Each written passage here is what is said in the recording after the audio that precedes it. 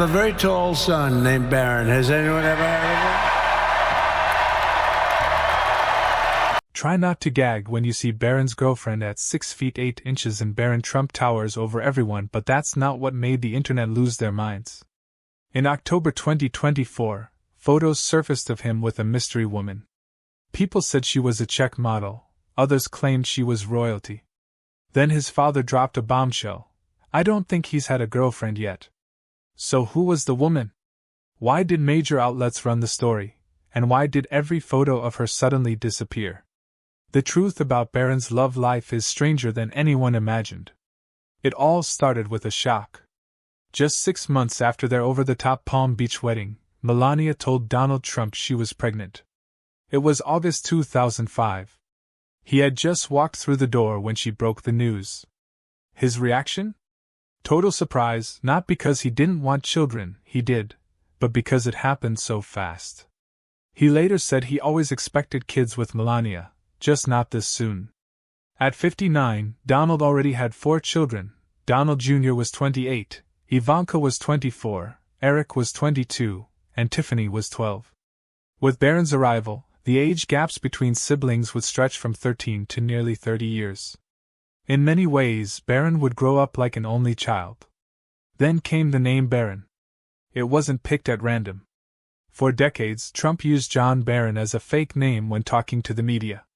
He used it to hype himself up, dodge scandals, and even lie about his net worth. Reporters joked that calls from Barron were so frequent it became an inside joke. In 1990, he finally admitted under oath that yes, on occasion, he used the name. So when he named his son Barron, it wasn't just a name, it was a legacy, a tribute to the alter ego he created to sound richer, tougher, and more powerful. Now that persona was no longer fictional, it had become family. Barron William Trump was born on March 20, 2006, at 5 a.m. He weighed 8 pounds 7 ounces, and within 20 minutes, Donald was already on TV announcing the news. I produce children. I stay young, he bragged. He wasn't even in the delivery room. He had said it would be easier on Melania if he stayed out. So Melania had to go through her first childbirth alone. Still, Donald made sure the cameras knew the baby was beautiful. So was the mother. And just like that, Barron entered the world, part baby, part press release. But Barron wasn't just born into wealth, he was born into a bubble. His early years were spent inside the Trump Tower penthouse, nearly 11,000 square feet over 3 floors. And one of those floors was his alone, a private kitchen, a private living room, even private nanny quarters. It wasn't a nursery, it was a child-sized luxury apartment. Gifts rolled in like royal tributes. Ellen DeGeneres gave him a gold baby carriage with a crystal chandelier. Barbara Walters sent a stuffed dog. Gayle King added a big green frog. By age 4, Barron was riding around in a toy Mercedes with his name on the plate. Outside his window, Central Park stretched below, and down the elevator, his father's office. His cultural world was just as unusual. Melania, born in Slovenia, made sure Barron spoke her native language. By age 4, he had a clear Slovenian accent. On Larry King Live, even the host noticed. He has an accent, Larry said. Melania nodded. He mostly spends his time with me. By then, Barron was already fluent in 3 languages. Donald called him the smart one. He wasn't just rich, he was international, raised in a penthouse, speaking in 3 tongues, and surrounded by a team of adults. He was a child apart. Melania didn't just watch over him, she managed every detail. She called him Mini Donald, not just for looks but for attitude.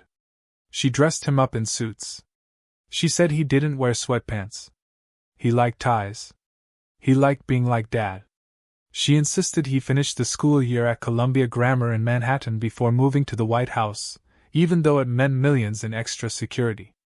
She didn't want to disrupt his world, and she shaped that world carefully. She made the rules. She picked the teachers. She chose the friends. Her son would be perfect. Her son would be presidential. Barron began to echo his father in ways that felt almost eerie. At age 5, he was swinging golf clubs and talking about building things. Melania said he liked to build, knock it down, then build again. It sounded exactly like Donald. Even his speech patterns matched. On election night in 2024, when Barron spoke publicly, people were stunned. He sounded just like his dad. He even used the same phrases. "It's very nice," he said over and over. The voice, the confidence, the style, it was all there. One story stood out. During a dinner at Mar-a-Lago, Barron made a joke, or maybe not. Someone mentioned a silver spoon. Barron replied, "Who would ever eat food with a silver spoon? Mine was gold." He wasn't being sarcastic. He was serious. That was his normal. School was just as exclusive. Barron went to Columbia Grammar, one of New York's most elite private schools. Tuition was over $40,000 a year. But it wasn't just about the classes, it was about the company, kids of billionaires, celebrities, and future power players. And in 2017, Barron did something no other 11-year-old could. He arranged a full class trip to the White House. Around 80 students traveled with Secret Service escort, stayed in Washington hotels, and got a personal tour. They met the president, his dad. They ate lunch in the White House, and they listened to a speech about reaching their potential. It was a memory no one else could create, but for Barron it was just part of being himself. And then there's the twist no one sees coming. Barron became an uncle while he was still a baby. His niece Kai was born in May 2007, just over a year after him. Technically, he was her uncle, but in reality, they were peers. Today, Barron is 18, Kai is 17, they're almost the same age, and yet she's his niece. That's what happens when your siblings are 13 to 29 years older than you. You're the baby and the uncle. It's a family tree that loops in on itself. When Donald Trump became president in January 2017, most people assumed his family would move into the White House right away, but Melania and Barron Trump didn't. They stayed in New York City for nearly 5 months. The reason? So Barron could finish his school year at Columbia Grammar and Preparatory School in Manhattan.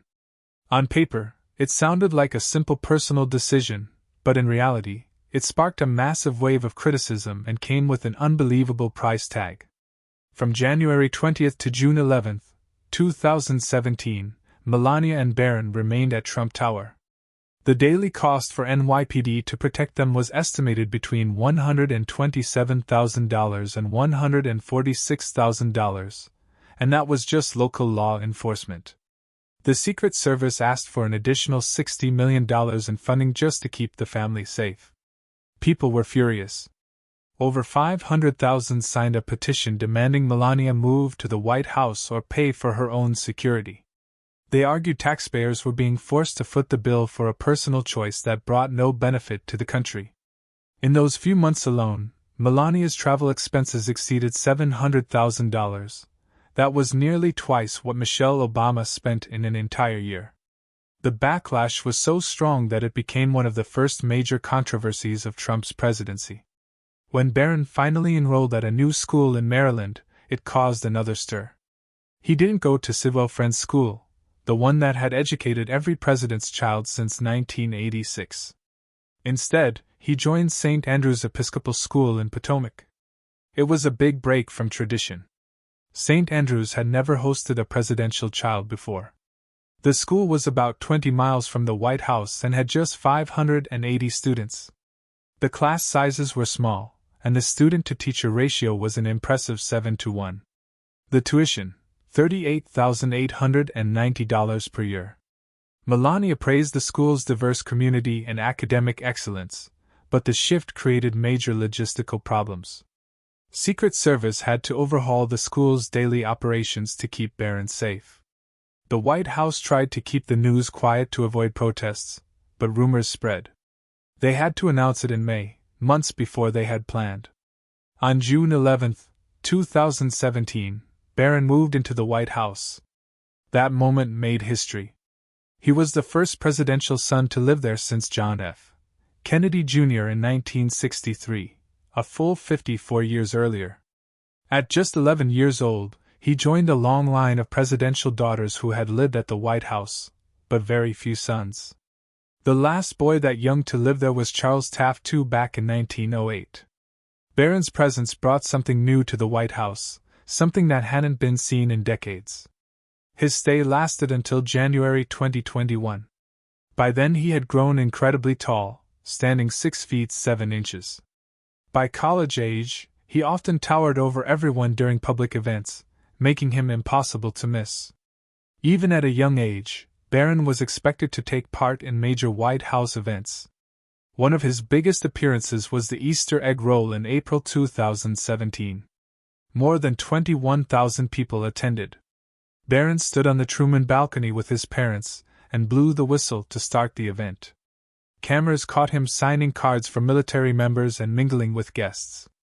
During the Thanksgiving turkey pardon, he stood next to his father, as turkeys named Drumstick and Wishbone were spared. At Christmas, he appeared with Melania as a horse-drawn wagon delivered a massive 19-foot Fraser fir tree. A military band played and cameras followed every moment. Despite the pressure, Barron kept calm. Dressed in a dark suit and white shirt, he rarely appeared in public, so these moments stood out. But what really got people talking was his height. By the time he turned 18, Barron stood between 6 feet 7 inches and 6 feet 9 inches. That's taller than his 6 feet 3 inches father, and his 5 feet 11 inches mother. Some even said he was still growing. His height placed him in the same range as NBA stars like LeBron James. At one point he was photographed at his grandmother's funeral towering over the entire family. The pictures went viral. People were stunned. Donald Trump had a theory. He said Barron got his height from eating only his grandmother's food. Melania's mother, Amalia Navs, lived with the family and cooked traditional Slovenian dishes. Trump often said, "Boy, did she take care of Barron. That's how he got so tall. He only ate her food." It sounded like a sweet family story, but he repeated it so often that it became part of the public image. Amalia didn't just feed him, she helped raise him, taught him Slovenian, and even helped him get Slovenian citizenship. For Trump, her cooking wasn't just nourishing, it was the secret to Barron's towering height. Given his size, many assumed Barron would play basketball, but he didn't. He liked soccer. Trump often joked that he tried to convince Barron to pick basketball, but Barron wouldn't budge. "I said, you're going to be a basketball player," Trump once said. And he goes, "I like soccer, Dad." Despite being taller than Michael Jordan, Barron chose a sport where being that tall can actually be a disadvantage. Still, he made it work. Observers compared him to Peter Crouch, the famously tall English striker. Barron's playing style showed real skill, even with the added challenge of his height. During his time in Washington, Barron joined the DC United Academy. It wasn't just a casual after-school activity, this was a professional-level youth program. While living at the White House, he trained seriously and played as a midfielder. Around that time, Wayne Rooney was playing for DC United. Trump invited Rooney and his wife Colleen to the White House and asked Rooney to help train Barron. That visit created a media buzz, especially when Colleen later shared an awkward story about something Trump said to Barron during the meeting. But for Barron, it was a dream come true. He was playing the sport he loved in the heart of Washington while living in the most famous house in America. He even wore an Arsenal shirt during casual games on the White House lawn. In January 2021, everything changed for Barron Trump. He was just 14 years old when his family packed up and left the White House. Trading political power for private luxury, their new home Mar-a-Lago, a 17-acre estate in Palm Beach, it wasn't just any property. It had 126 rooms, 33 bathrooms, 3 bomb shelters, a golf course, spa, tennis courts, and its own private beach. Donald Trump had bought it back in 1985 for $10 million. Now it was part home, part private club with 500 members, and in the middle of it all was Barron, adjusting to a strange new world filled with politicians, socialites, and constant media noise. He also had to leave behind his old school and friends in Washington, D.C., stepping into a new chapter far from familiar halls. By August 2021, Barron was starting at a new school, Oxbridge Academy. It was a small private school with just 520 students, and it cost $34,800 a year. Located only 15 minutes from Mar-a-Lago, it fit perfectly with the Trump family's new lifestyle. The school had been founded by billionaire William Koch, whose family had deep political ties that likely made Barron's admission easier, despite the school's strict process that asked for essays, transcripts, and teacher recommendations. At Oxbridge, students could study core subjects and languages like Spanish, French, Chinese, or even sign language.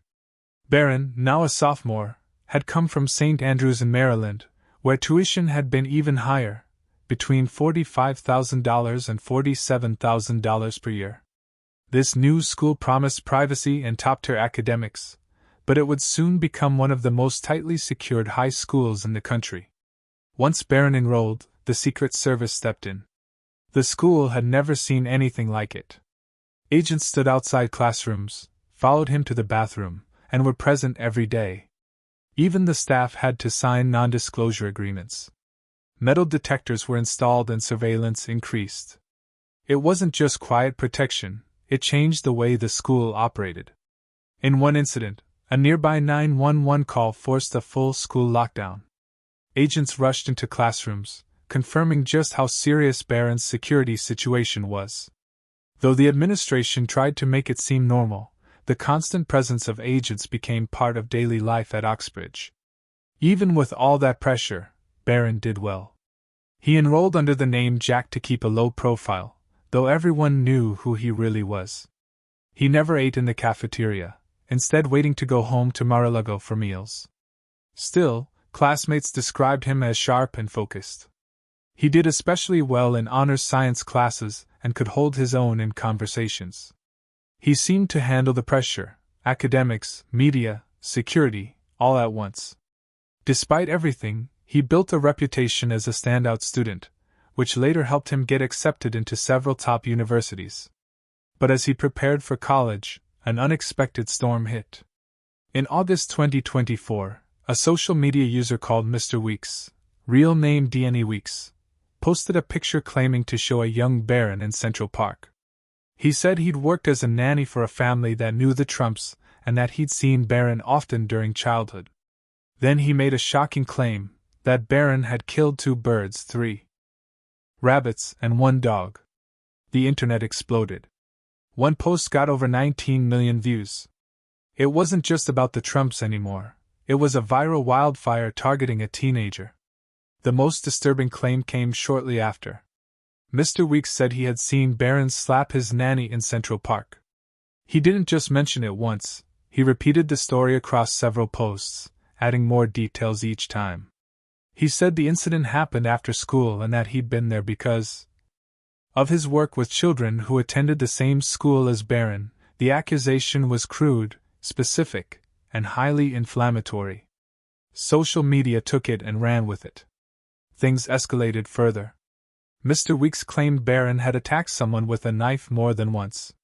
He even suggested there had been investigations into Barron touching other boys inappropriately during sleepovers.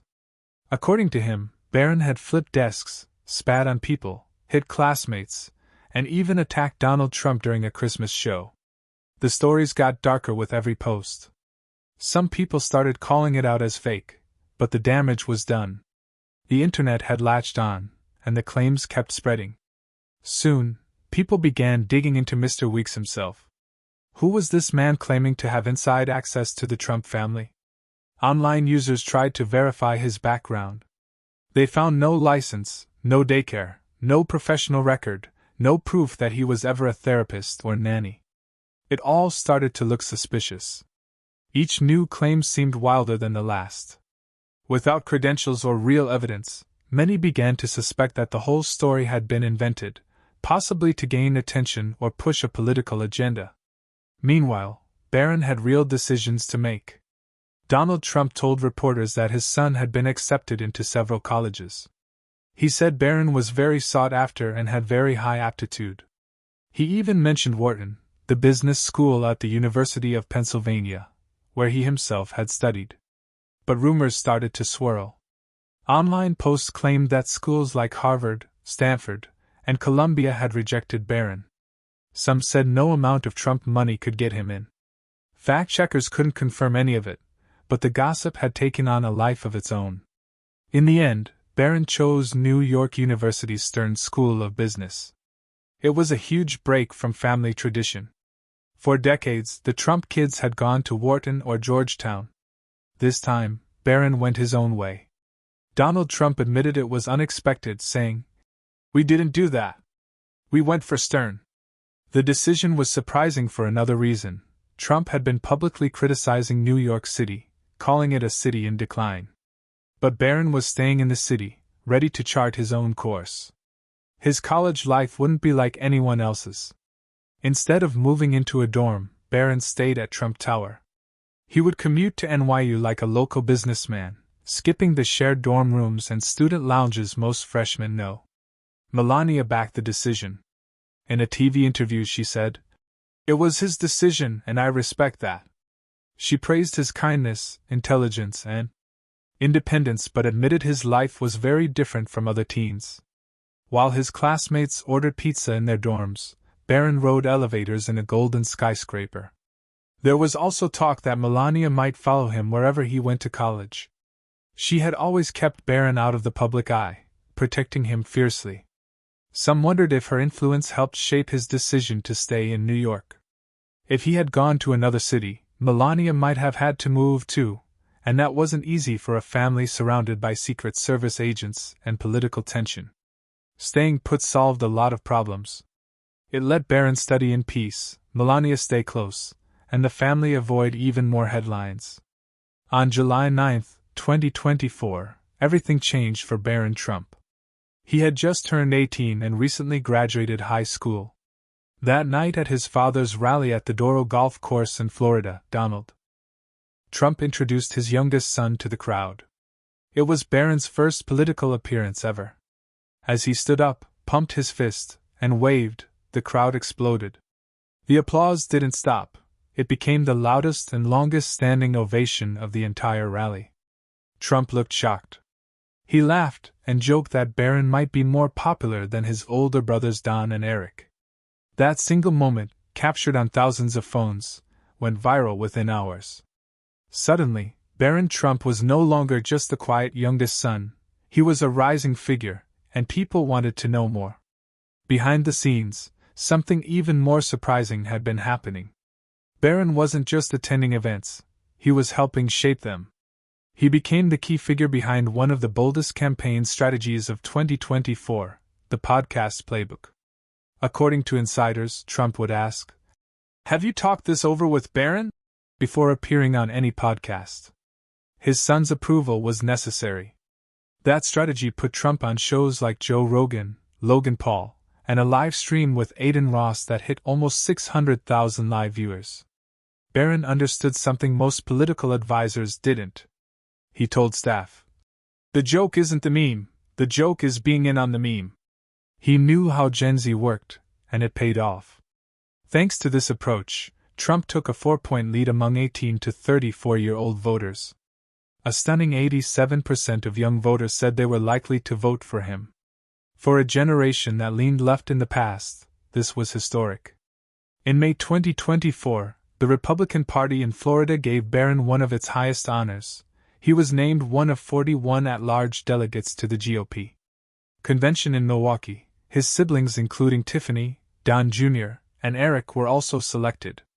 This was big. Delegates are usually older and deeply involved in politics, but Barron, just weeks from high school graduation, got the nod. Then came the shock. Through his mother's office, Barron turned it down. He said he had other commitments. Commentators were stunned. This kind of offer doesn't come twice. It showed that while the party wanted him, Barron wasn't in a rush to join the spotlight. But his digital influence only grew. In March 2025, Trump told Fox News about Barron's tech skills. "I turn off his laptop, 5 minutes later he's back on," Trump said. Some laughed at how simple the story was, but campaign staff knew there was more. Barron had a deep knowledge of social media, memes, and online trends. He helped guide content strategy, mastered TikTok rhythms, and understood how Instagram and YouTube worked better than anyone on the team. By election night 2024, Barron stood tall, literally. At 6 feet 8 inches, he towered over the crowd, but it was his strategy, not just his height, that had made a difference. The youth podcast strategy had changed the game. Trump's unfiltered voice reached hundreds of millions through long-form conversations. One podcaster said young people were tired of being lied to. Trump's real, messy talk connected.